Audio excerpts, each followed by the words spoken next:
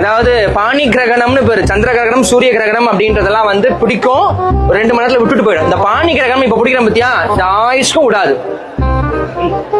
சரியா? எப்படி எப்படி ஆயுஷ்க்கும் விடாது. சரியா? அதனால இப்ப பிடிக்கிற கைய கெட்டியமா பிடிச்சிக்கணும். சரியா? கை காட்டுறா, வலது கை காட்டுறா. நீர், நிலம், நெருப்பு, காற்று, ஆகாயம். சரியா? இந்த பஞ்சபூதமும் பெண்ணுக்குள்ள அடக்கம். பெண் பேணும் தன்மையுடையவள். பெண் வந்து பாதுகாக்க மாட்டா, அவ வந்து கட்டி அரவணைச்சிட்டு கொண்டு போவா அந்த குடும்பத்தை. ஆனா ஆண் எப்பேற்பட்டவனாக்கா ஆளும் தன்மை கொண்டவன். சரியா?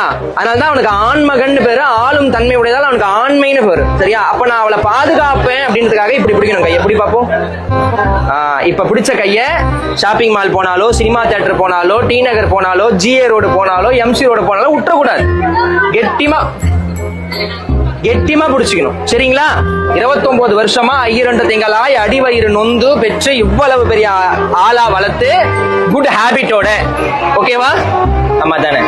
குட் ஹேபிட்டோட கிளீனா ஒரு பையனை யார்கிட்ட ஒப்படைக்கிறோம்? உங்ககிட்ட ஒப்படைக்கிறோம். அதை நீ எப்படி பாத்துக்கணும்? கண்ணை இம காக்குற மாதிரி தன்ச பாத்துக்கணும்.